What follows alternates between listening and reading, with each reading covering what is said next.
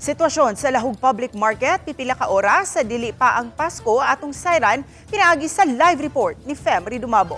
Fem?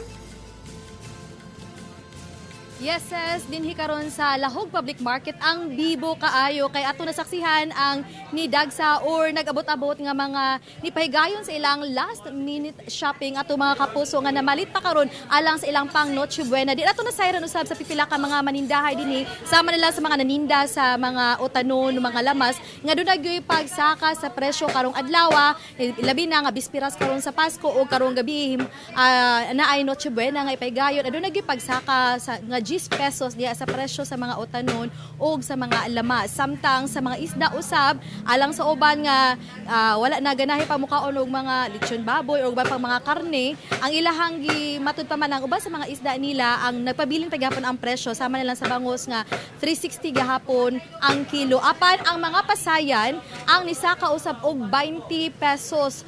Kay matud pa man, taas ang demand niini. Samtang diri sa karne nga usa-usab sa pinangita kaayo karon, ang matud pa man sa mga mamaligya ay dinhi og karne nga pabili ng ilahang presyo. Kung unsa ang presyo sa pagsugod sa Disyembre, pabili ng ilahang presyo. Sama na ato hinabion karon ng usa sa mga manindahay og kining karning baboy, Sir Andrew. Sir Andrew, kumusta man? Mas taas ba ato ang kita karong adlaw nga bispera sa Pasko? Pareha ra gyapon ma'am. Wa magyapon kausaban, wa magyapon fixed price gyapon.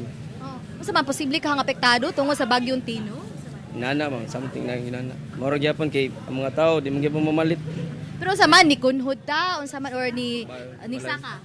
Dili kayo pantay ra ma'am. Pantay ra. Unsa to pagsugod? 3 pila to ang kilo gani sa karning baboy? 360 ma'am. 360 ang kilo. Ya ang manok 220. 2.20 gihapon. Pero hantod kunos ata unsang oras to diri sa Lahog Market especially para sa mga muapas. 8:30. 8:30. Kay magkamo sir, mag-prepare sad mo sir. Oh, para Pasko ma'am. Para Pasko. Okay. So mga kapuso, niadto mga buot pa nga moapa sa ilang last minute nga Christmas shopping alang sa lang Noche Buena. Mamahimo pa kamo makaapas din higikan sa alas 7 ngadto sa alas 8 kay alas 8:30 sa gabi manirado na sila kay of course ang atong mga manindahay mag-prepare pud usab sa alang sa lang Noche Buena pagtagbo usab sa Pasko. Og alang usab sa uban matud nila pa man nga bisag ginagmay lang gud nga pang Noche Buena okay na kay nila basta lang ang ilaha lang gud nga pagampo nga himsog maayong panglawas ang tanan nila pamilya sa pagsugat sa Pasko sa Christmas 2025 hangtod na unya sa New Year.